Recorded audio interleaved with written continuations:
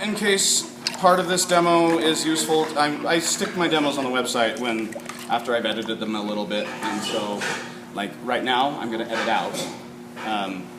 That way I can speed up that. Wow, how did I get 3 needle tools in there? Must have been the ones I picked up from around the room. All right, so pretty much everybody's getting their clay to this point. I don't think I've seen anybody not getting their clay to this point. The difference is this is nice and slick, and I keep going around saying more water, more water, more water, and I also am having people bleeding because they're not using enough water and the grit, it gets too bad underneath their hand and dries out and all that. Yes? Cindy? Yes. And says you're killing us here. Oh no, really? Like now? I have to help unload it now?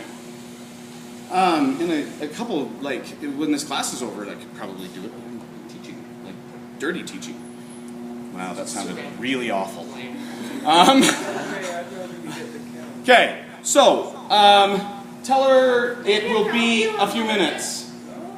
But I heard and understood. Okay, so, what I'm seeing is this elbow is often not touching your body, or it's sitting on top of your thigh. This is all nice and feels sturdy, and it's sturdy in a lot of ways, but the forward and backward motion, regardless of how hard I'm pressing down, because of the flexibility of my skin and the clothing, my hand is going to move. This isn't going to brace my hand from going back and forth. So you either need to go up on here in the inside of your thigh, which is the second option if you're going to go out to your leg. First option is try and get it into either your torso, the core of your body, or over here right into the hip joint, like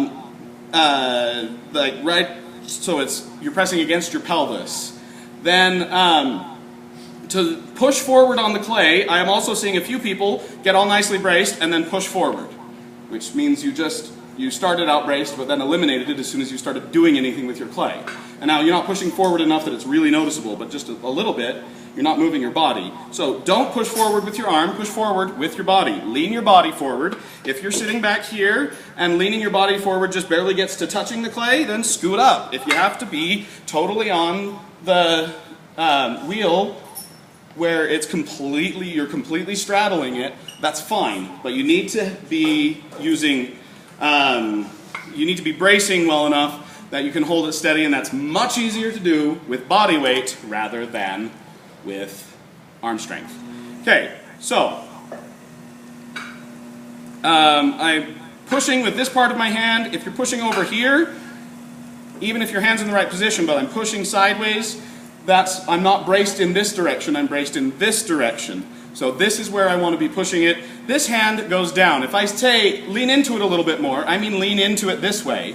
That doesn't mean you have to push on both places, because if you want your clay to go up or down, you have to put more pressure in one place, less in the other. So a little more pressure, and when you get it wet, sometimes I'm seeing slip pile up here. When I add water, I usually do that, and that makes sure the water and or slip gets underneath my hand, instead of just pouring it on until it like overflows everywhere. Just a little bit here, and if I'm feeling it stay dry underneath my hand, but I can see there's water there, I just go and grab that. Sometimes I'll also go and grab that slip and pull it up into the side. No reason to have it in your splash pan if it's going to be useful here. B-Mix is much smoother than your clay, and so your slip is a lot gooier, and there's no real grit in it. If any of you are seriously having issues where like your hand's bleeding because you've been grinding it against the wheel so hard, you were doing something wrong in order to get it to bleed. But instead of just trying to make you grind your bleeding hand against the wheel until you get it right, get some B-Mix. You can either get your bag if you've paid your fee, or split a bag with somebody so that you can still take a little more clay. You will have to find somebody to split it with. Alright, so finish century. Lean forward in, make it taller. I added water because it got dry. B-Mix also goes from being really slick to really sticky dry really quickly. So, pushing in to make it taller. Here's some of that little popping. Some of that could be, that's some of the irregularities that are left in the clay after wedging, and occasionally that's air bubbles. If you hear that popping, you want to get rid of any air bubbles that are reappearing. So you cone it up for that reason. This is a little more than you guys are working with, so I am going to put my hands on both sides. With the small amount, I don't ever do that. I just push it up with this hand. You can also, like use your thumb so that your hand gets taller like that, but using it on both hands to cone up. Now this part's the hardest part to center, right here. So while your clay is all skinny, make sure you push that up. If you do it with your hand, great. If it's not working with your hand, grab it and push it up a little bit so that your clay is not getting underneath your hand, because you don't want to try and center by grinding your hand, slamming it, but it's not slamming, pushing really hard down into the wheel head. Okay, now I brace really firmly but against my leg, but not entirely firmly against the clay, loosely against the clay. And then I'm going to push the clay back down. Now it's going to start out mushrooming, and if I don't put enough pressure and it stays and that mushroom gets worse, that means I'm doing something wrong. But if it mushrooms to a certain point and then stops where it gets to my hand, and then I push the clay all the way down so that it fills all available space, you can center it much quicker. This is a lot more centered. It still has that wobble right down there, because when the friction caught my hand, I wiggled just for a second, and so when it got down there uneven before I went up. So I'm going to again push this clay up into the rest of the clay, or cut it away, or whatever you want to do. Sometimes I'll even use the side of my pinky here, not the tip, because if you use the tip, you do that and make the wobble a lot worse. It catches. But I sometimes will push with the side of my pinky just so that I can get that clay up into where my hand is braced, because that fleshy part of your hand that's below the wrist right here is going to wobble a little bit just because it's fleshy, and so that's where some of you have that little stubborn wobble at the bottom that doesn't want to go away. So push forward. Now when you're pushing forward, if you've got it low down, oh, and this is what an air bubble looks like, by the way. Apparently I didn't wedge this nearly enough. One of them I thought I wedged enough, the other one I knew I didn't. Stab your air bubbles. They feel like bumps. They feel like hard patches in your clay. Get rid of your excuse me. Get rid of your air bubbles. All right, so push down, and then I go to push back up, and I'm not putting enough pressure on the top, and so I get this concave thing. That also is failing to center there, and sometimes I get slip in there, and I think I'm leveled off, right? But some of that slip, and then I go to make my entry, and that soft spot is going to pull me off center. So, in order to prevent that, when you're pushing it back up, push down on the outside while you push in on the inside, and it'll make it go up in the center. Now, if you pull your hand back far enough, you'll be able to see that little cone forming, and then when that cone turns to hard clay and stops being slip, you can just push it off. Then now that's not got that divot anymore. And if your slip is all over there and splashing, you can just clean your wheel and then pull that slip back up into your clay. It's great. Okay, I'm pushing with my pinky here to get that clay up. All right. Another air bubble, so I'm going to grind this down a bit. Push it up. I think I got my air bubble gone now.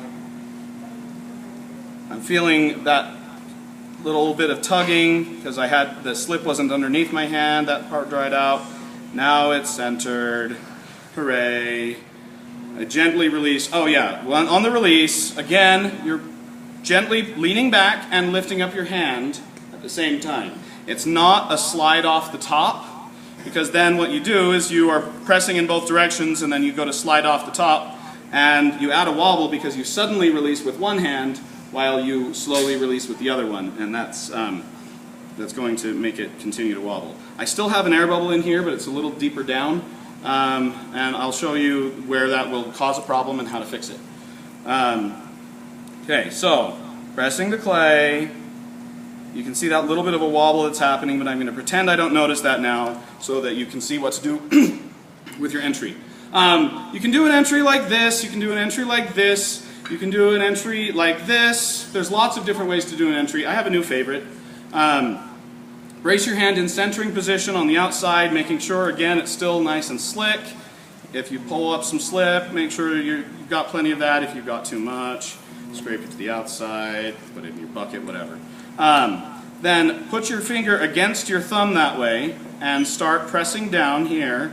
Again, every time you feel it start to get dry, stop what you're doing and make it. Now that air bubble just made that start wobbling. And I found my air bubble at this point, and it pulled it slightly off center, so now I go in and I don't know right now exactly where it is, so just stab a bunch to be pretty sure I get it. Alright, so I've got a slight wobble in there now. You can either close it back up and start over, or you're still in centering position with this hand.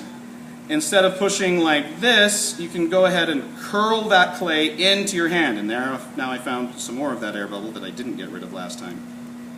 So I'm going to kind of scrape through it, work it back and forth. Hear that little pop? I got most of the air bubble there. Okay, I got the air bubble. It's gone. But now I do still have a little bit of a wobble. If you brace your hand again, curl that clay towards your hand. No, it's not gone. Dang it. This is why you should wedge your clay a lot. You still will find an occasional air bubble, but you shouldn't find ones that are quite this stubborn. I have no idea where it is right now, but hopefully that got it.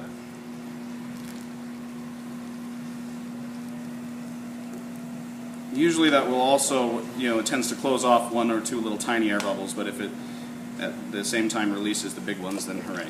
Okay, so push back into centering position. You have to push down if you want to recenter your clay after you've started making your entry. Ideally, you do the little cone, and then you're going to push down here. Now, stop when you're about a ½ inch from the bottom. If you can tell where that is, great. If you can't,